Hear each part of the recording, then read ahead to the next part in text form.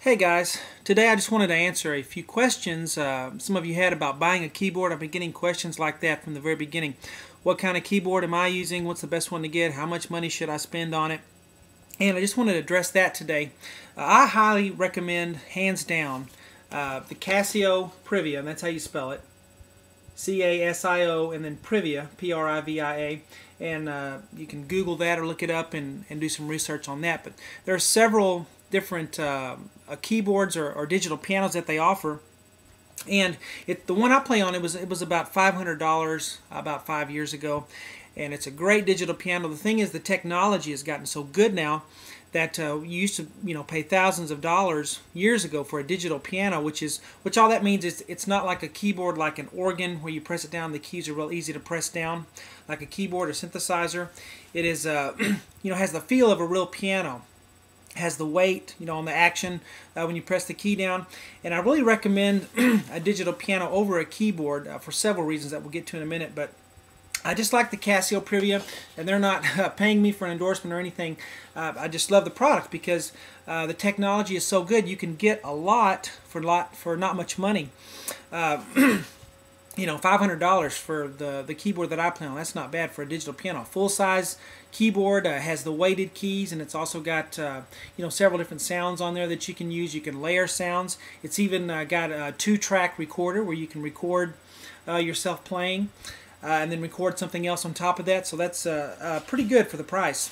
And the reason I would recommend a digital piano over a keyboard, and again, the difference is a keyboard's going to have that light touch like an organ, and a digital piano is going to have the weighted keys, is because it's a lot easier to go from a piano type or a digital piano to a keyboard than it is to go from a keyboard to a piano. It's kind of like if you're used to bench pressing 200 pounds and then you go to 150 pounds, it's no problem.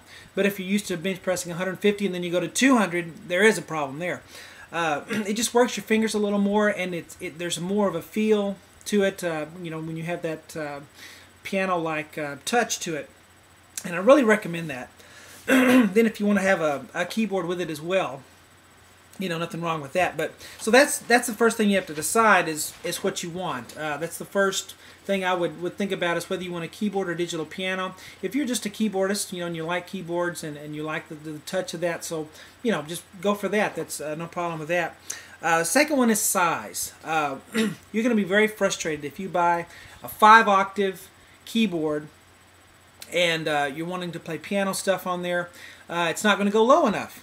Some of you have probably already experienced that, where you're playing along and then you got to go low with the left hand and you can't. Even if you transpose the keyboard down, then it's kind of weird if you want to go up high again.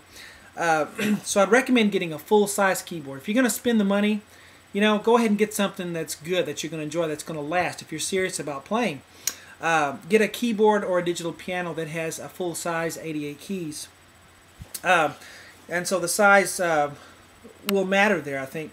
And unless you're just a keyboard player and you're just chording along with chords, then you may not need a full size. But if you're trying to play piano type stuff, you'll be very frustrated quickly, I think.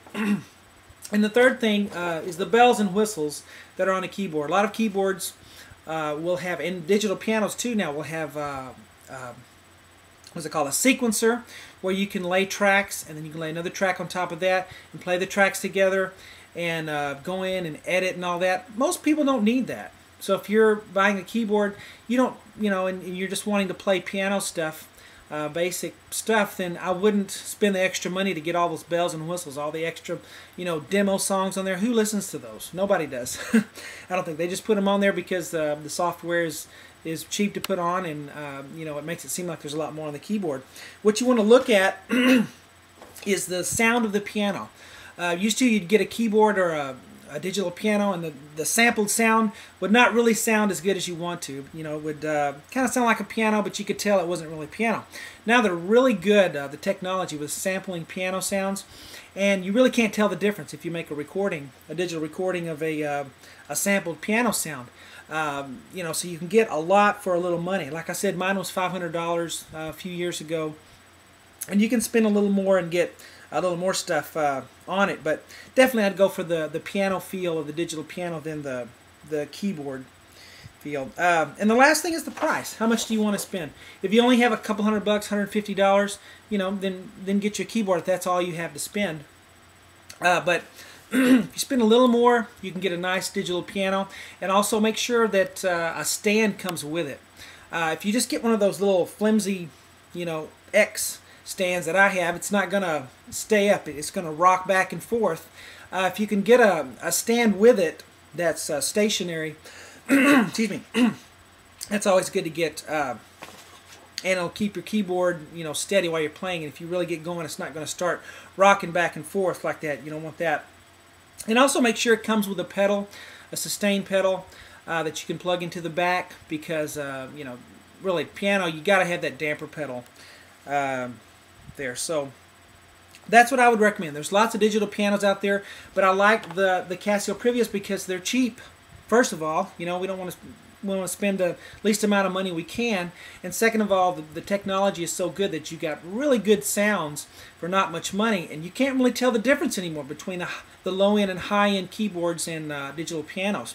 So that's what I'd recommend if you're getting into it, because if you're liking the lessons and you're learning, and you know, you just buy a small keyboard with the 5 octaves and you're progressing, you're going to get frustrated really quick with the quality of the keyboard. And you know, you can go to Walmart and buy a $150 keyboard and you're going to outgrow it pretty quick. So if you know, I always say, if you're going to spend the money and you're into it, go ahead and get something a little better, you know. And you can get them, I think, I got mine at Best Buy, my Casio Privia. You can also get them at, I've seen them in Guitar Center in places, and you might even can find some used ones, but beware on that, because you don't know, you know, what damage has been done to the keyboard. So anyway, I thought you guys would enjoy some just a little info and my advice on that, and talk to you later.